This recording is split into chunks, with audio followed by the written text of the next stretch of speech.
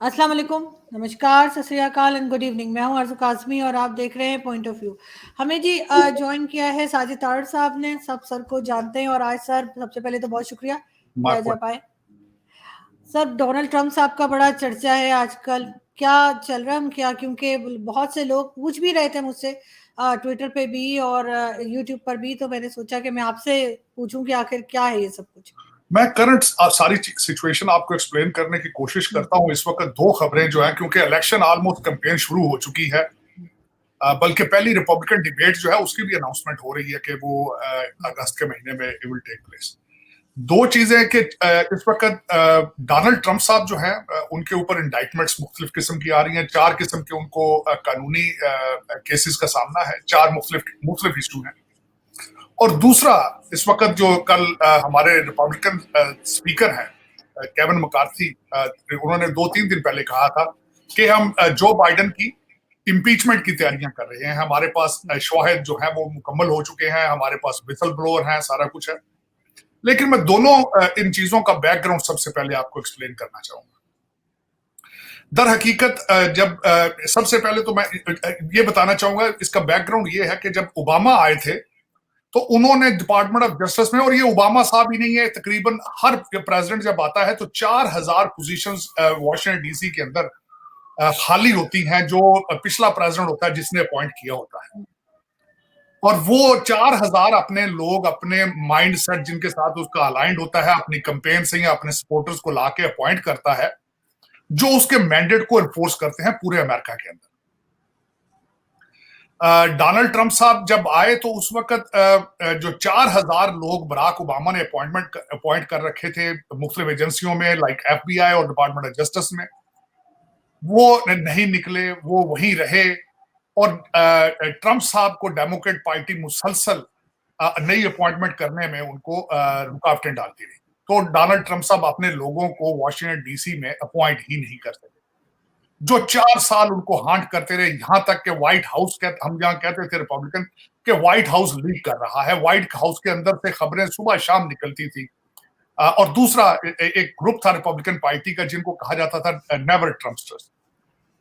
जो Republican party के अंदर लोग थे वो भी डोनाल्ड ट्रंप को सपोर्ट नहीं करते थे, वो सारी खबरें निकालते थे, बल्कि डोनाल्ड ट्रंप साहब को उनकी मुश्किलात में इजाफा होता रहा। जब वो प्रेसिडेंट थे तो दर हकीकत वो खुद कंट्रोल गवर्नमेंट का हासिल ही नहीं कर सके, और उसी की वजह ये थी कि 2 दफा उनको, पहले प्रेसिडेंट है अमेरिकन हिस्ट्री में जो 2 दफा इम्पीच हुए। अब उसके साथ चलते हैं दूसरी तरफ कि जो बाइडेन क्या है, बाइडेन फैमिली क्या है। बाइडेन फैमिली ये है कि 50 साल सिर्फ सियासत में है। यहां पे मैं ये बताना चाहूंगा कि अमेरिका जो डेमोक्रेसी की फंडामेंटल पोजीशन है कि ये जमहूरियत कारोबार नहीं होती। यहाँ अमेरिका के अंदर कई असेंबलियों की जो लेजिस्लेशन बॉडीज हैं, लोगों को सैलरीज भी दी जाती हैं साल के 4 महीने। जब सेशन हो रहा होता है उसके बाद उनको उसका TA DA भी नहीं दिया जाता, क्योंकि समझा यह जाता है कि लोगों का मामूले जिंदगी, उनके अपने कारोबार, अपने प्रोफेशन मौजूद हैं, ये वो एक एज ए पब्लिक सर्विस कर रहे हैं। लेकिन जो बाइडेन साहब फुल टाइम सियासतदान थे, उनका कोई दूसरा कारोबार नहीं था। उन्होंने इसी कारोबार से बच्चे भी पाले और इसी कारोबार से उन्होंने पैसा भी बनाया। दूसरी तरफ अगर देखा जाए तो डोनाल्ड ट्रंप साहब 10 बिलियन बनाकर इस बिजनेस में आए, लेकिन हंटर बाइडेन जो उनका लड़का है और बाइडेन फैमिली मुसलसल 50 साल पैसे बनाती रही और आज भी बना रही है। मैं उसका बैकग्राउंड बताना चाहता हूँ। यहाँ कई कंट्रोवर्सीज हैं जो कि इस वक्त भी चल रही हैं। सबसे पहले तो मैं जो बाइडेन है उनके बारे में कहूंगा कि यहाँ पे ये भी यहाँ पे ये भी कहा जाता है, जो जिल बाइडेन उनकी वाइफ है, वो उनकी जो बीवी हॉस्पिटल में थी, ये मेरा मतलब गूगल पे भी आप इसको सर्च कर सकते हैं। जब उनकी बीवी हॉस्पिटल में थी तो ये उनकी बेबी सीटर थी और 20s में थी, तो ये उस वक्त के इनके रिलेशनशिप जो है अपनी वाइफ के साथ, डॉक्टर जिल जो है, ये तो अपना उनका करैक्टर है। दूसरा उसके बाद यह हुआ कि हंटर बाइडेन, जो कि खुद एक वकील है और जो बाइडेन भी वकील है, हंटर बाइडेन एक ड्रग एडिक्ट है। नेवी में गए और नेवी में इनको नशा आवर चीजें इस्तेमाल करने की वजह से इनको वहां से निकाला गया। ये उनका बैकग्राउंड का पहला चैप्टर। उसके बाद ड्रग्स पे मुसलसल वो एडिक्टेड रहे, बल्कि उनके बारे में फॉक्स ने एक पूरा प्रोग्राम किया है जो आज भी मौजूद है ऑनलाइन फॉक्स के अपने उनके चैनल के ऊपर। उसमें डिटेल है और ऐसी गंदी डिटेल्स हैं कि आप सोच नहीं सकते। जो उनका माजी है वो इस तरह का है कि आप किसी चैनल पर या यूट्यूब के ऊपर आप डिस्कस नहीं कर सकते। मैं एक छोटी सी मिसाल देता हूं कि इस जो बाइडन फैमिली का बैकग्राउंड इस तरह का है कि इनका एक लड़का जो अटॉर्नी जनरल था, वो बाइडन, वो कैंसर की वजह से वो फौत हो गया। तो उसके छोटे भाई के अपनी भाभी के साथ रिलेशनशिप थे और उन रिलेशनशिप को उसने वीडियो टेप करके एक चैनल के ऊपर पोस्ट किया और जो बाइडन उनके इस रिलेशनशिप को हमेशा अप्रूव करते थे। ये इनका कैरेक्टर है इंटरनली। अब उसकी मैं ये बात बताना चाहूंगा कि क्योंकि वो पहले सेनेटर रहे हैं, फॉरेन रिलेशन कमेटी में रहे हैं, एक बासर सेनेटर थे, हमेशा उनको एजेंसियां जो प्रोटेक्ट करती थी। अब हंटर बाइडन का रिसेंटली एक जो लैपटॉप था, वो एक मशहूर लैपटॉप है, वो उन्होंने काम नहीं कर रहा था, किसी जाके ठीक करने वाली दुकान को दिया और वहां से पिक करना वो भूल गए क्योंकि नशई थे वो। तो वो लैपटॉप जो है वो उसके अंदर जब वो जो ठीक करने वाले ने देखा तो उसमें ऐसी चीजें निकली जो कि नेशनल इंटरेस्ट के खिलाफ थी, जिसमें चाइना का रिकॉर्ड था कि चाइना से कैसे पैसे बनाते रहे, ये यूक्रेन में एडवाइजरी करते रहे हैं किसी पावर कंपनी को, और दूसरी इनकी गंदी तस्वीर थी और इस तरह गंदी वीडियोस थी।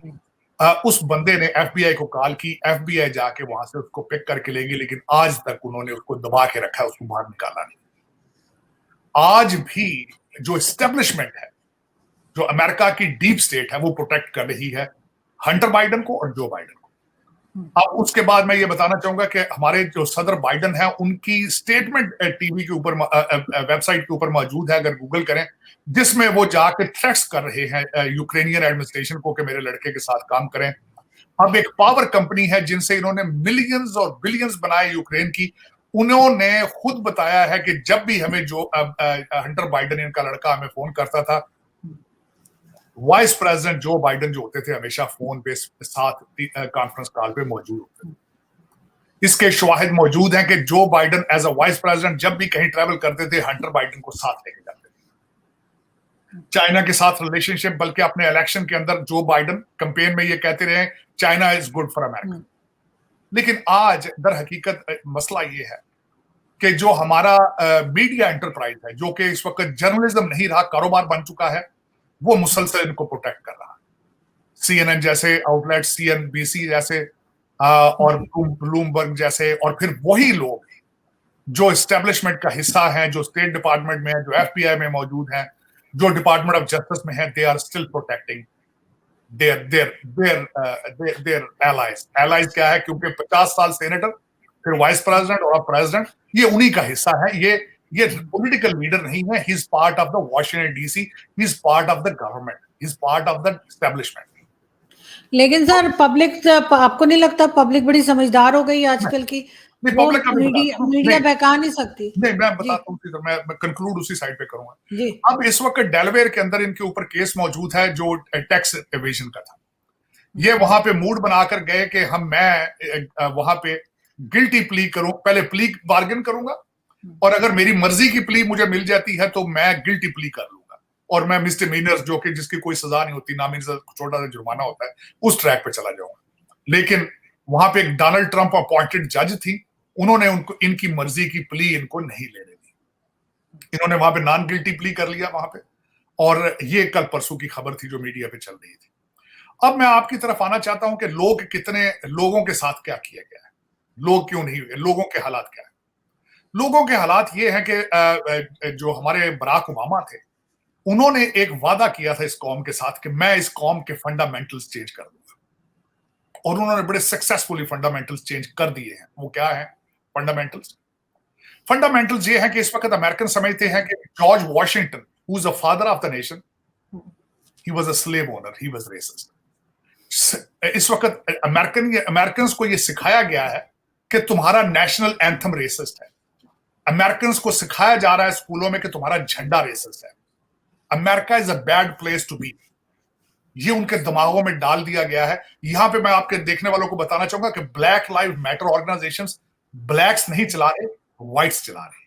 उसकी वजह ये है, अमेरिका की पॉपुलेशन की सिर्फ 13% अफ्रीकन अमेरिकन है, बाकी सारे पॉपुलेशन अभी गोरे हैं, या व्हाइट्स हैं, या हिस्पैनिक्स हैं, या हमारे जैसे टूटी फूटे दूसरे डायस्पोरा से। अब लेकिन जब उनको यंग बच्चों को आधे अमेरिका को ये बता दिया जाए कि मैं उसकी मिसाल सपोर्टिंग आर्गुमेंट ये दूंगा कि जिस तरह के इनके जो जितने लीडर थे, जितने इनके फोर फादर थे, उनके स्टैच्यूज को गिरा दिया गया, आपने देखे होगा।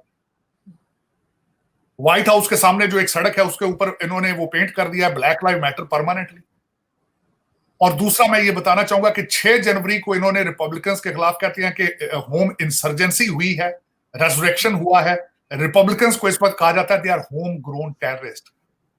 लेकिन जब अटैक किया गया था ब्लैक लाइव मैटर और अंतीफा की तरफ से व्हाइट हाउस पर, जब डोनाल्ड ट्रंप को बंकर में जाना पड़ा था, कोई अरेस्ट उसमें हुई नहीं हुई। अमेरिका इस वक्त सीरियसली डिवाइडेड है, सीरियसली डिवाइडेड, रेशियल बेसिस पे और पॉलिटिकल ओपिनियन पे। और अगर इन्होंने अपने आप को रिफॉर्म ना किया, अपने आप को रिफॉर्म ना किया, next with in 5 years America will be history. America will be history. इस तरह अमेरिका को होगा तो नहीं, लेकिन कमजोर से कमजोर तरीन हो जाएगा। जिस तरीके से ये अफगानिस्तान से भागे, जिस तरीके से डी डॉलराइजेशन की मूवमेंट चल रही है, जिस तरीके से मानरो डॉक्ट्रिन की धज्जियां उड़ाई जा रही हैं, चाइना साउथ अमेरिका में आ चुका है। चाइना 78 नेवल बेसिस बना रहा है दुनिया के, 78 बेसिस और नेवल बेसिस, जिनमें नाम यही दिया जा रहा है कि वो इन जो सी पोर्ट्स हैं उनको वो रिमॉडल किया जा रहा है।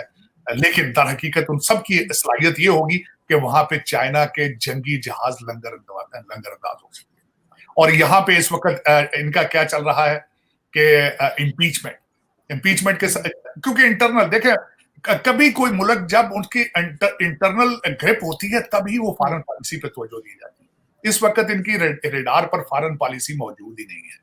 और दूसरा, इस वक्त जिन बच्चों को सिखाया जा रहा है कि America is a bad place to be, America एक रेसिस्ट कंट्री है, इनको ये दिमाग में डाला जा रहा है। यहाँ पे बराक ओबामा साहब का सबसे बड़ा स्लोगन है इस वक्त, डेमोक्रेट पार्टी ये कहती है कि we have been on the world map, we have been ruling the world for 400 years, it's okay to sit on a back seat and enjoy। मैंने आपको शायद बताया था, ऐसे 6 महीने पहले एक कॉन्फ्रेंस के लिए हार्वर्ड गया था, तो सारे क्लासरूम्स के अंदर मुझे सिर्फ 2 किस्म के बच्चे नजर आए थे, या चाइनीज थे या इंडियन थे। वहां पे अमेरिकन को बताया जा रहा है कि तुम नशा करो, उसको लीगलाइज किया जा रहा है, और एंजॉय करो घर में बैठ के। और भारत से सीईओ जो इंडियन इंस्टीट्यूट ऑफ टेक्नोलॉजी के बड़े भारतीय हैं, उनको इंपोर्ट किया जाए और वो ये मुल्क चलाएंगे, और आप बैठ के बस नशा वशा करो। ये this is what their plan is. लेकिन इस तरह मैंने आपको कहा है, इनोवेशन खत्म हो चुकी है। मैं दूसरी बात ये बताना चाहूंगा, मैं जिस स्टेट में बैठा हूं वहां पे इतनी ओपनिंग्स हैं गवर्नमेंट की जिसकी हद कोई नहीं है।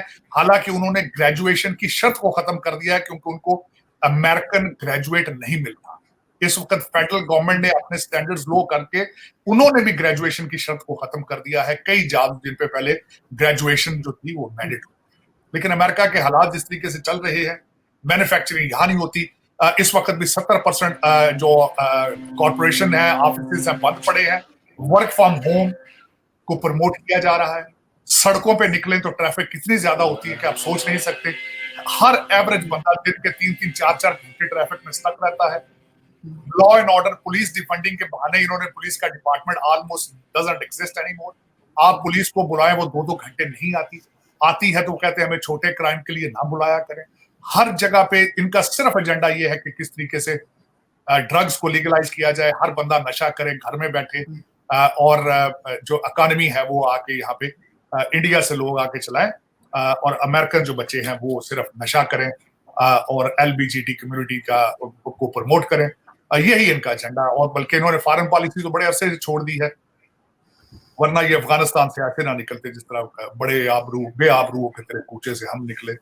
कि बड़े इस वक्त हालात अगर देखे जाए तो अमेरिका का फ्यूचर जो है वो दांव पे लग चुका है, इंटरनली एंड एक्सटर्नली। और मैं जिस तरह आपको बता रहा था कि आज की खबरें भी पढ़ रहा हूँ कि Russia and China they are flexing in the muscle. आज बल्कि मैंने टाइम मैगजीन में एक आर्टिकल पढ़ा है जो किसी ने लिखा है कि अगले कुछ सालों में अमेरिका की इकॉनमी के बराबर आ जाएगी भारत की इकॉनमी। बिल्कुल। मोदी साहब ने अपना वादा कर दिया है कि मैं अगर तीसरी टर्म के लिए आता हूं तो हमारी economy will be the third biggest economy in the world, right after America, China, Japan को वो सुपरसीड करके तीसरे नंबर पर आ जाएंगे। और लग रहा है बिल्कुल उनकी स्पीड है जिस तरह वो ऐसे चल रही है। आपके इंटरनल हालात ये हैं कि आज मैं थोड़ा सा उसके बारे में बोलना चाहूंगा कि आपके 3 अटैक हो चुके हैं केपीके के अंदर, आपकी टीटीपी के। उसके बाद आपके मैंने अभी मुझे के 12 खरब के नए प्रोजेक्ट्स इस गवर्नमेंट ने अप्रूव कर दिए हैं जाने से पहले, और किसी को कोई पता नहीं है। बल्कि मैंने आज ट्वीट किया है, आई एम शॉक्ड कि विद इन 30 मिनट्स उसके तकरीबन 8000 व्यू हैं। ट्वीट सिर्फ मैंने ये की थी, क्या पाकिस्तानियों का हक ये नहीं बनता कि वो उनको बताया जाए कि IMF के जो पैसे आ रहे हैं और जो मिडल ईस्ट से पैसे आ रहे हैं वो जा कहाँ रहे हैं। और कोई बाइज्जत पाकिस्तानी एस्टेब्लिशमेंट का बंदा, कोई जुडिशरी का बंदा जो सारे बाहर के पढ़े हैं हार्वर्ड के, कौम को सिर्फ ये रिसर्च करके बता दे कि ये जो पिछले कर्जे लिए थे वो कहाँ गए, वो किसने खाए हैं, सिर्फ बता दे। ये नहीं, आपको वापस लाने की सलाहियत तो आपके पास है नहीं है, क्योंकि अकाउंटेबिलिटी तो जीरो है आपकी। आपका तो एंटी करप्शन डिपार्टमेंट ही करप्शन में इन्वॉल्व है, तो फिर आप क्या करेंगे। लेकिन सर हमारे यहाँ तो यह हाल है कि एक जो सिविल जज की वाइफ ने अपने यहाँ मेड को, जो बच्ची थी, उसको मार मार के बिल्कुल मरने वाली हालत कर दी है, और टीवी चैनल नाम नहीं ले रहे, कह रहे थी सिविल जज की बेगम साहिबा हो गई है जमानत। उसकी बीवी की जमानत हो चुकी है, हालांकि वो सिविल जज है, लोअर जज है इसका, लेकिन उसको किसी की जरूरत नहीं उनके खिलाफ बोलने। ये आपकी सोसाइटी, आप you are as a country नीचे नहीं जा रहे, you are going down as a society. Morals बिल्कुल जो है वो खत्म हो चुके हैं। पहले तो मेरा ये क्वेश्चन मार्क है कि स्लेवरी को बंद क्यों नहीं किया जा रहा है। ये बच्चों की लेबर जो है, छोटी छोटी बच्चियां घरों में बुला के जो इनसे स्लेवरी का काम लिया जा रहा है, इनकी इजाजत किस तरह दी जाती है। मुझे तो इस चीज का बड़ा सबसे बड़ा, ये इलीगल है सर, मना किया है, लेकिन ये लोग मानते ही नहीं है। लीगल, वो तो जज है भाई, वो कहते हैं ना ऊपर खुदा है, नीचे ये खुदा बन के बैठी है, तो आपको कौन बचाएगा। मॉरल्स नहीं है उस औरत के, उसको एक छोटी बच्ची पे। और ये दूसरा वाकया है, तीसरा नहीं है, वो तो हर जगह पे रहा है, तो ये तो खबरों में आ गया ना, वो तो हर घर में यही रहा है, वहां शर्म ही नहीं आती। मैंने कई दफा पाकिस्तान गया हूं, मैंने बड़े बड़े लोगों के घरों में मैंने देखा है कि छोटी छोटी बच्चियां, 8-8 साल की बच्चियां फर्श साफ कर। सर घरों में क्या सर, जो शॉपिंग मॉल्स है वहां पर लेकर आती हैं औरतें अपने साथ छोटी छोटी लड़कियों को, जो उनके बच्चे उठा के बेचारियां घूम रही होती हैं। आरजू, मैंने फैशन बताऊं आपके कंट्री के अंदर क्या फैशन है। ये तो छोटे लोगों की बात कर रहे हैं, जो बड़े लोगों की बात सुने उनके वहां तो फैशन मैंने देखा है कि साथ फिलिपीनी नैनियां रखती हैं, फैशन है ये। मैंने वहां देखा कि जब लड़कियां साथ रशियन और फिलिपीनी नैनीज को लेके आती हैं, जो करप्ट अफसरों की बीवियां हैं, जो करप्ट लोगों के जो बच्चे हैं, वो उनके फिलिपीनी नैनियों ने उठाए होते हैं साथ। ये फैशन है आपका। लेकिन आप एज ए सोसाइटी खत्म हो रहे हैं, जहां से जिन लोगों के अंदर जानवरों जैसा एक जिबिल्लत हो कि एक छोटी बच्ची को मारती रही और बंद करती नहीं, और फिर उसका इलाज नहीं कराया, उसके सर के जख्मों में कीड़े पड़ चुके हैं। ये किस किस्म की ये औरत थी जिसने ये किया? उसकी अपनी औलाद नहीं, कोई उसको खुदा का खौफ नहीं है कि किसी दिन उसने भी मरना है, फिर उसको बंद करके रखती रही, और फिर उसको किसी जज ने उसकी बेल बिफोर अरेस्ट उसकी बेल ले ली। As a society you are collapsing, as a society, not as a country. Country तो आपने बनाया ही नहीं ना, कंट्री तो आपको धोखा दिया गया 1947 में, धोखा दिया गया सबसे बड़ा कि हम पाकिस्तान बना रहे हैं। कब बनाया आपने पाकिस्तान? मुझे कोई डिफाइन कर दे बंदा, हमने पाकिस्तान बनाया। मुझे तो नजर नहीं आता पाकिस्तान, आपको नजर आए तो मुझे बताइएगा। ये धोखा किया गया आप लोगों के साथ। ये तो सर ऐसा तो जानवर भी नहीं करते जो इन खातून ने किया। लेकिन सर साथ साथ शब्बर जैदी साहब की अगर हम बात करें तो उन्होंने कहा इमरान खान की गवर्नमेंट अगर 1 साल और पीटीआई रह जाती तो इकोनॉमी का बिल्कुल ही वो कह रहे हैं कि बेड़ा गर्क हो गया होता। वैसे अभी भी कोई खास अच्छी नहीं है, लेकिन बहरहाल उनका ये स्टेटमेंट है। देखें उसके बारे में तो शब्बर जैदी साहब ने क्या कहना है, वॉल स्ट्रीट जर्नल ने प्रिंट किया ये आर्टिकल आज से 2 महीने पहले कि पाकिस्तान की हिस्ट्री की सबसे करप्ट जो कैबिनेट थी वो खान साहब के दौर में थी। ये तो वॉल स्ट्रीट जर्नल तो थर्ड पार्टी है ना, तो उसको छोड़े। मैं एक और बात आपसे बात करना चाहता हूं। यहां पे अगले दिन कैपिटल हिल पे जो ड्रामा इन्होंने किया, जो कि वो पीरजादा साहब का जो बड़ा वो वायरल हो रहा है आजकल, लेकिन साथ एक और इमरान खान साहब के रिश्तेदार हैं, उन्होंने अमेरिकन कांग्रेसमैनों को कह रहे हैं कि आपने $3 बिलियन का तोहफा पाकिस्तान को क्यों दिया है। ये उनको कह रहे हैं खड़े होकर। इनको और सर मोहित पीरजादा की बात कर रहे हैं आप सर, उनका खुद का। मैं उसी शो की बात कर रहा हूं जो कैपिटल पे। लेकिन मैंने अगले दिन आप इनके पीटीआई के बहुत बड़े लीडर्स के एक डिनर टेबल पे मैंने बात की। मैंने कहा ठीक है, जो आप कर रहे हैं वो ठीक कर रहे हैं, भी अपने आप को प्रमोट कर रहे हैं, अपने लीडर को पैसा खर्च कर रहे हैं, लेकिन आप लोग आज तक पाकिस्तान के लिए खड़े क्यों नहीं हुए?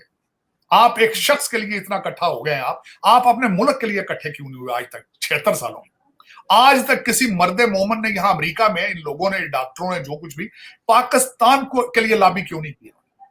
इन्होंने एक शख्स के लिए, एक मजहबी शख्स, इनका मुर्शिद है वो, उसके लिए लॉबी कर रहे हैं कि मैं दोबारा लाया जाए। पाकिस्तान के लिए लॉबी क्यों नहीं की? मेरा अलमिया ये है कि ये बहसीते, ये पार्टियों में, मजहबी फिरकों में ये सारे बटे हुए हैं। ये एक इस्लाम क्यों नहीं समझते अपने आप को? मुसलमान सिर्फ क्यों नहीं कहते? और पाकिस्तानी क्यों नहीं अपने आप को समझते? मेरी समझ से बाहर है कि आज तक जो यहां से पढ़ के पाकिस्तान जा रहे हैं, जो पाकिस्तान में रह रहे हैं, जो यहां फिर रहे हैं, मुझे इनमें पाकिस्तानियत नजर नहीं आती। हर एक बंदा अपने अपने मुख्तलिफ एजेंडे पे फिर रहा है, लूट मार के चक्कर में पड़ा है। यहाँ पे फंड्स इकट्ठे कर लेते हैं पीटीआई के कारकुनों से और वो खा रहे हैं, डकार मार रहे हैं, बस यही कुछ ही हो रहा है और कुछ भी नहीं। अफसोस है जो कल इन्होंने पाकिस्तान को जिस तरह इन्होंने कैपिटल हिल के ऊपर बदनाम किया, ज्यादती की। लेकिन ये मैं बताना चाहूंगा कि कांग्रेसमैन जिनके सामने आप चीख रहे हैं, जिनके सामने आप रिक्वेस्टिंग कर रहे हैं हमें लेकर आए, उनका दे आर पावरलेस। वो पावरलेस, उसके हाथों में कुछ भी नहीं है। उसकी दो वजूहात बताता हूं। एक तो वो सारे इंडिया के इन्फ्लुएंस में है, वो आपसे बात भी करेंगे तो इंडिया से इजाजत लेके करेंगे, पूछ के नहीं, इजाजत लेंगे। एक दूसरी बात ये कहूंगा आपके लिए इतला अर्ज है, अगर इतने अच्छे, इतने स्ट्रांग होते तो सऊदी अरेबिया को चाइना के कैंप में जाने से रोक लेते। अगर इतने स्ट्रांग होते तो जूते खा के जलील होके अफगानिस्तान से ना निकलते। आप ये गलत लोगों के सामने जाके नाक की लकीरें निकाल रहे हैं। आप कोशिश करें पहले पाकिस्तानी बने। ये मजहबी पार्टियों को प्रमोट करने से पहले सोचें कि आपने 3.5 साल क्या किया इस पाकिस्तान के साथ, जो आके वापस फिर दोबारा करोगे। और सर जो ये कहानियां सुना रहे हैं वो पीरजादा साहब और दूसरे, वो खुद बहुत बड़े चोर हैं, उनके बारे में तो खुद बहुत स्कैंडल्स बने आज निकल आई सारी चीजें, तो आरजू सब सारी बाहर चीजें निकल के आ रही हैं। 2-3 मैंने ब्लॉग जो है वो सुन चुका हूं, जिसमें उनकी वालदा के कत्ल की स्टोरी आ चुकी है, उनकी अबू धाबी के अंदर अरेस्ट की स्टोरी निकल के आ चुकी है, उनकी अपने ही वालिद के अंगूठा लगवा रहे थे, अपने ही एक दोस्त की बीवी से उन्होंने शादी कर ली। 3-4 स्टोरियां इस वक्त आ रही है। ये मेरा नहीं है, मैं तो सुना है मैंने, ये चल रहा है इस वक्त। लेकिन अफसोस है कि ये सारी चीजें बाहर बैठ के किसी दूसरे कैपिटल में इस तरह की हरकत नहीं करनी चाहिए। और ठीक है, करो, अपने आप को प्रमोट करो, लेकिन खुदारा पाकिस्तान को भी प्रमोट करो। मैं ये नहीं कह रहा हूं कि आप किसी पार्टी के आगे पीछे जाओ, लेकिन जब पाकिस्तान तकलीफ में होता है, सलाब के लिए कितनी लॉबी की आपने? कोई नहीं की। कुछ चंदे इकट्ठे करके इन्होंने भेजे पाकिस्तान में सलाब के लिए, वो सड़कों पे बैठे अभी भी। हाँ, वो मुर्शद है ना, पीर साहब है, उनके लिए कमाया बहुत है उन्होंने। अलबत्ता पीटीआई के जमाने में कहा जाता है कि बहुत उन्हें डोनेशन वगैरह मिली है। डोनेशन इन्होंने आपके कोविड के ऊपर जो सारी एड आई है वो जो खाई है, मैंने वजीर आजम के फंड से पैसे निकाल के खाए, आज तक किसी ने उसका जवाब दिया? क्या मॉरल्स हैं? लेकिन क्या करें फिर, हम पाकिस्तानी कहते हैं, कहने को पाकिस्तानी है, कहने को पाकिस्तान है, कहने को हम दुनिया की वाहिद इस्लामिक एटॉमिक पावर है, हम बहुत बड़े लोग हैं। आज मेरा दिल करता है कसम से, मैं आज नाइजर के अंदर वहां पे कू हुआ है, वो बिल्कुल आपके साथ स्टोरी मिलती है उनकी। चौथा कू है उनका वहां पे चल रहा है, टोटल सारी स्टोरी नाइजर के साथ मिलती है। बिल्कुल नाइजर लग रहे हैं। श्रीलंका भी अब आपसे बेहतर लगना शुरू हो चुका है, जो बैंकरप्ट हो चुका है। अफगानिस्तान जिनका कोई सर पैर नहीं, वो भी आपसे अच्छा नजर आ रहा है, लेकिन आप अभी तक ऑर्गेनाइज नहीं है। मेरी हम्बल रिक्वेस्ट है कि खुदारा इन लोगों को बताएं कि आईएमएफ और जो नए डॉलर आ रहे हैं और $10 बिलियन की जो लग रही है रिफाइनरी ग्वादर में, उसको कौन कौन लूटेगा, कौन कौन उसको उसका माल निकाल के लंदन लेकर जाएगा। और किसी ये जो बाहर के पड़े हुए आपके जज और एस्टेब्लिशमेंट है, हार्वर्ड के और ये सारे एचीसोनियन है, और खुदारा पाकिस्तान पे तरस करो, इनको बताओ 76 साल में जो कर्जे लिए वो कौन कौन लूट के खा गए, कौन कौन लेके भाग चुका है। चाहे लाओ ना लाओ, वापस इनको बता तो दो। कहते हैं इस्लाम होती है आरजू जब अपनी गलतियों को एक्सेप्ट किया जाए। आज भी नहीं कौन को बताया जा रहा कि आईएमएफ का पैसा कहां लगाया जाए। सर कैसे बताएंगे, ये कुछ मानने को तैयार नहीं होते। मुझे तो उम्मीद है, मुझे तो यकीन है कि ये पैसा पाकिस्तान आएगा ही नहीं है। ये बाहर से बाहर ही अकाउंटों में ट्रांसफर होता है, एक से निकल के दूसरे। इनकी प्रॉपर्टी इनके जब इनके घर देखें जाके आप टोरंटो में, 20-20 ग्रेड के अफसरों के $5-5 मिलियन के घर है वहां पे। देखें तो सही कभी आप। मेरी ख्वाहिश है, मैं किसी में सोच रहा हूं मैं ये वीडियो बनाऊं जाके।